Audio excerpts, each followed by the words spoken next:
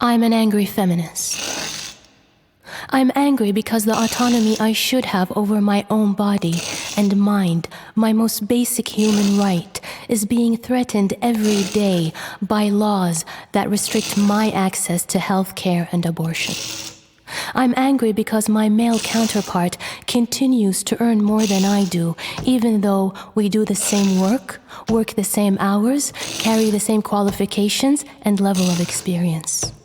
I'm angry because everywhere I look, there's a commercial for a magic cream that promises to make me look 10 years younger. Because of course, as a woman, I'm not allowed to age. And everywhere I look, there's advice on how to lose weight, because of course, as a woman, I'm not allowed to take up more space. I'm angry because when I go shopping, I find push-up bras for 12-year-old girls. I'm angry because when I'm walking down the street minding my own business, some men feel comfortable yelling obscene words at me. I'm angry because I don't feel safe walking outside alone at night. I'm so angry and so ashamed that we even have something called women's shelters where women go to hide in order to be safe from their violent, abusive male partners. I'm angry because on a day where I experienced sexual harassment at work, I called a male friend for emotional support, but my friend didn't think he was doing anything wrong when he interrupted me, spoke over me, gave me advice I didn't ask for, and concluded the conversation with, "Not all men."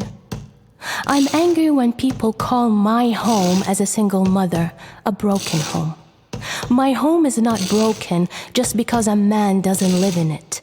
My home is fully intact. My daughter and I are thriving. Our home is full of love, ambition, accomplishment, laughter, and joy. I'm angry that as a woman, there's always something wrong with me. I'm too loud, too shrieky, too shouty, too shrill, too intimidating, too difficult, too noisy, too obnoxious, too bitchy, too bossy, too pushy, too intense, too mouthy, too friendly, too talkative, too emotional, too outspoken, too direct, too passionate, too much. Being born a woman. I have already failed, being born a woman, said the woman to her female reflection on the wall. The endless remedies to my imperfections already stirred. They wrote the answers to all my lacking, then they analyzed and compared. Had I been born too short, they'd fit me with 4-inch heels.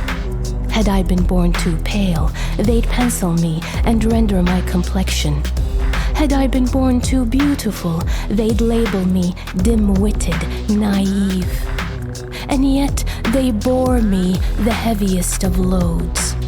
How many were the times when a strong man had against me leaned?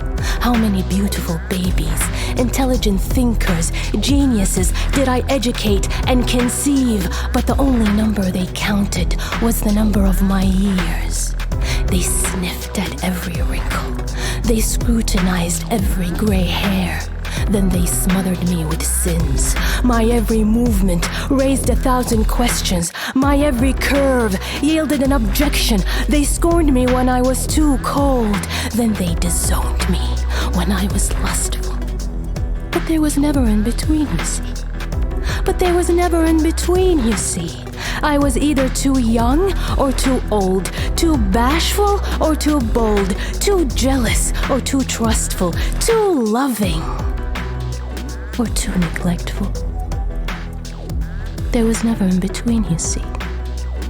For me, being born a woman, said the woman to her female reflection on the wall.